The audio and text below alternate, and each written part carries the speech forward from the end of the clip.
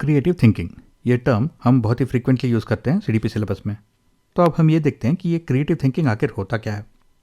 Creative thinking use करके हम एक प्रॉब्लम के लिए यूनिक एंड ओरिजिनल सॉल्यूशंस या फिर आइडियाज़ निकाल सकते हैं। हमने प्रीवियसली डिस्कस किया था कि डाइवर्जेंट थिंकिंग और कन्वर्जेंट थिंकिंग जो है, दो अलग अलग तरह के टाइप्स ऑफ थिंकिंग होते हैं।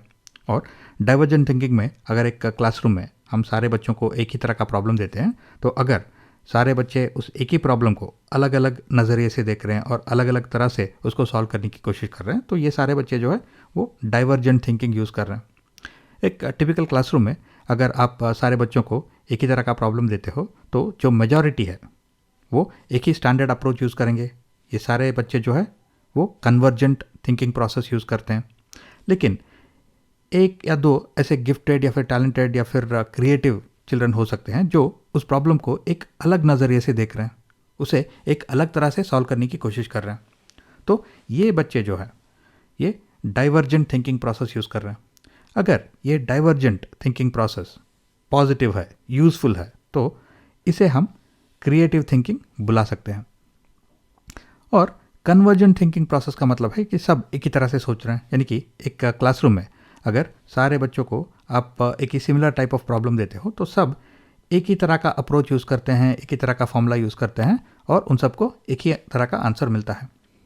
एक टिपिकल क्लासरूम में अगर आपने एक स्टैंडर्ड फार्मूला या फिर स्टैंडर्ड प्रोसेस सिखाया हुआ है टू सॉल्व ए प्रॉब्लम, और उस तरह का प्रॉब्लम आप देते हो बच्चों को, तो सब लोग उस स्टैंडर्ड फार्मूला या फिर अप्रोच यूज़ करते हैं और सबको एक ही तरह का आंसर मिलता है। तो ये है कन्वर्जेंट थिंकिंग।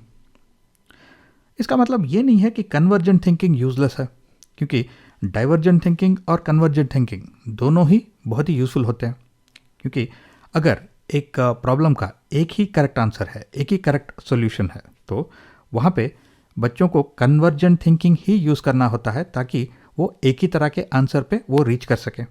तो इसका मतलब है कि convergent thinking and divergent thinking दोनों ही बहुत ही इंपॉर्टेंट और यूज़फुल होते हैं। लेकिन अगर डाइवर्जेंट थिंकिंग यूज़फुल है, पॉजिटिव है, तो वो होता है क्रिएटिव थिंकिंग। अब क्रिएटिव थिंकिंग या फिर क्रिएटिविटी में इनोवेशन भी हो सकता है, इन्वेंशन भी हो सकता है। इनोवेशन का मतलब है एक एग्जिस्टिंग सॉल्यूशन को अगर हम यूज़ करके उसे एक अलग तरह से यूज़ कर रहे हैं, राइट, तो वो होता है इनोवेशन। जैसे कि एक फार्मर है जिन्होंने एक पुराना स्कूटर वाला इंजन यूज़ करके एक छोटा सा टिलर या फिर एक छोटा सा ट्रैक्टर बनाया अपने लिए। तो उन्होंने क्या किया, एक एग्जिस्टिंग आइडिया को यूज़ किया, क्योंकि उससे पहले भी बहुत सारे लोग ऐसे छोटे टिलर्स या फिर ट्रैक्टर्स बना चुके हैं।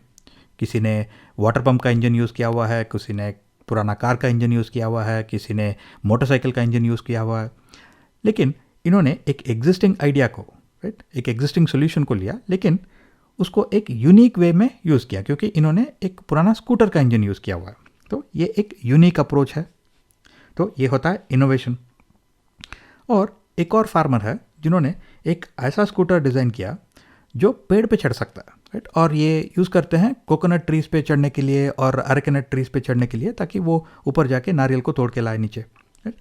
तो यहाँ पे इन्वेंशन है ये, क्योंकि इनके इन्वेंशन करने से पहले कोई भी ऐसा स्कूटर था ही नहीं जो पेड़ पे चढ़ सकता था, राइट। तो इन्होंने जो है इन्वेंट किया हुआ है, क्योंकि इन्होंने एक ओरिजिनल आइडिया निकाला एक प्रॉब्लम के लिए। तो इस तरह से क्रिएटिविटी में इनोवेशन भी हो सकता है और इन्वेंशन भी हो सकता है। तो ये है क्रिएटिव थिंकिंग।